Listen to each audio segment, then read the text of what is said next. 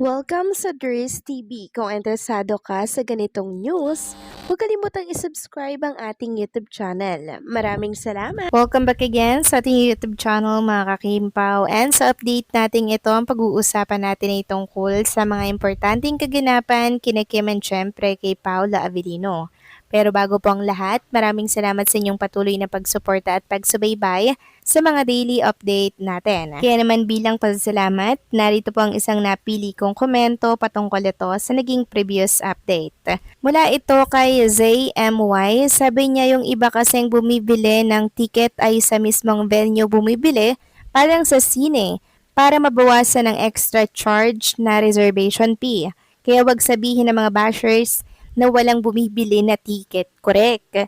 Correct po, ZMY. So, hindi po kasi nila alam yung nangyayari. Kaya, sobrang napakabilis manghusga mga kakimpaw ng mga bashers na nagpapa-buy one take one daw. Ito pong TFC para maubos. Itong ticket ni Kim and Paula Avellino sa World Tour. Hindi nila alam mga kakimpaw na ubos na po yung mga platinum, yung gold. 'Di ba? Yung pinapa-buy one take one na lang ayun sa balcony. Kasi meron pang space dun mga kakimpaw. 'Di ba? Sayang naman kung hindi po nila maipaubos yun. 'Di ba? Kaya hanggat merong upuan, ipapaubos at ipapaubos nila yan, magpapapromo sila. Ganun po kasi ang strategy mga kakimpaw, 'di ba? Di naman ibig sabihin nagpa-buy one take one, wala nang bumibili. So sila lang ang nagsasabi niyan kasi hindi sila fan ni Kim and Paula Avellino. Mga bashers lang naman sila. Kung napanood nila yung concert, yung show, yung first leg ni Kim and Paula Avellino kanina, nakakahiya yung mga sinabi nila, mga kakimpaw, na palaos na daw ang tambalan ni Kim and Paula Avellino. So ano ngayon? Sana mapanood nila yung mga tao doon. Kung gaano karami yung umattend kanina sa show ni Kim and Paolo, malaking sampal to sa mga bashers na nagsasabing buy one take one at wala nang bumibili ng ticket. 'Di ba?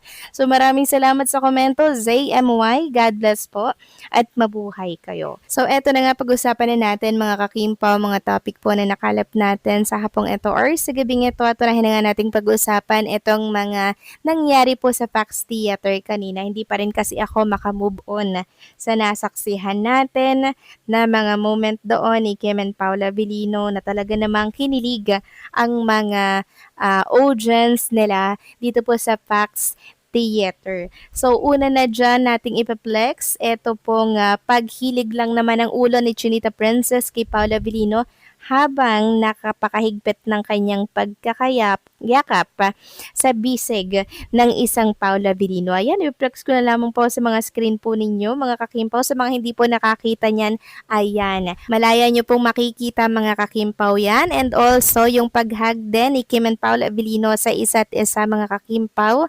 Ayan din, sobrang lala at ang tindi nito. At grabe po yung sigawan, hiyawan ng mga audience na nandun sa venue yon. Grabe nga magpasaya si Kim and Paolo. Kaya pala sabi nila sulit daw talaga yung binayaran ng mga OFW natin dyan po sa California. Tapos may paganyan pa sila, oh. 'Di ba yung gown ni Chinita Princess, nagpalit po kasi siya ulit. So yung gown ni Kim Chu, 'di ba, meron pong pa side-side tali dyan. Tapos tinabon niya yun sa kanila ni Paulo. So hindi ko nakita kung ano yung ginawa nila dyan, kung nag-kiss ba sila or nagbeso sila dyan mga kakimpaw. Basta yun na yun, pinasaya nila tayo, pinakilig tayong lahat, and talaga namang pansamantala pong nawala, di ba, yung ating mga problema, yung stress natin, nakakalimutan natin dahil sa ginagawa po ni Kim and Paolo Avellino. At eto pang matindi mga kakimpaw, sa Eat Out or home cook na katanungan kay Kim and Paula Avellino, sabi ni Paulo mga kakimpaw, home cook daw dahil mas gusto niya daw yung luto ni Chinita Princess. O di ba? Tunay na pinagluluto nga talaga ni Kim Chu si Paula Avellino. So, ganyan po siya mag-alaga. Talaga namang very caring, bini-baby ni Chinita Princess si Paulo at ganun din si Paulo kay Kim Chu. Sabi nga ng isang netizen dito, kinanta niya po mga kakimpaw yung sa huli palagi babalik pa rin sa yakap mo. Hanggang sa huli palagi pipiliin kong maging sayo. Ulit-ulitin man, nais kong malaman mong iyo ako palagi. Siyan kasi yung kinanta ni Kim and Paula Avellino kanina. Yan ang message nila sa isa't isa. Huy. Sabi pa dito, anyway, congratulations Kim Pao. What a great night indeed in Redwood City. Performance na hindi OA at lalong-lalo hindi for the show lang. Nag-perform sila to make the fans happy na nasa ibang bansa. Ang gandang panoorin lalo na yung mga hirit nila to each other. Hi, bentang-benta sa kilig. Correct, mga kakimpaw. Bentang-benta talaga sila sa mga OFW natin. And eto nga po ang sabi ng isa pa. Sa nagsasabing flop daw ang world tour, paki-zoom in na lang. Ang dami kaya nagmamahal sa Kimpaw, so much love and support. Again, congratulations Kimpaw. Ayan po, oh, hanggang sa taas, punong-puno daw po mga kakimpaw. Ganyan katindi ang pagsuporta ng mga OFW natin dyan po sa California. So first leg pa yan, first leg pa lang yan mga kakimpaw ha. Ano pa kaya yung mga susunod?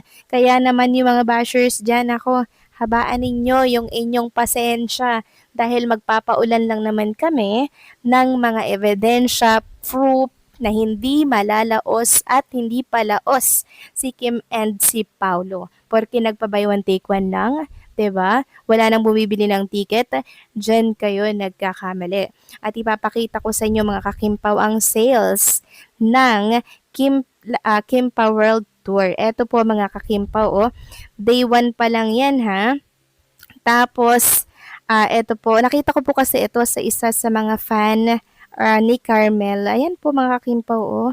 Hindi ko alam. As of 7 a.m., 425, ayan no, 950,000. So malapit-lapit na sa 1 million. Tapos may nakita pa tayo dito na 2 million. Day 1 Carmel Live ticket sales. Ayan po mga kakimpaw. Ang daming ticket na na-sold out. Ayan mga kakimpaw. Kaya naman, congratulations. I'm not sure kung final na ba itong kinita na to mga kakimpaw. For sure, milyones ang kinita niyang first leg nila. Dahil punong-puno po talaga yung venue ng mga tao, 'di ba? Sobrang full pack talaga mga kakimpaw yung mga taong andoon. Sobrang dami. Parang hindi po mahulugan ng karayom. Tapos sobrang hiyawan, sigawan, sobrang kinikilig, sobrang saya mga kakimpaw. Kung baga is ulit yung binayad talaga ng mga audience na pinili po na panoorin at suportahan si Kim and syempre si Paolo Avellino.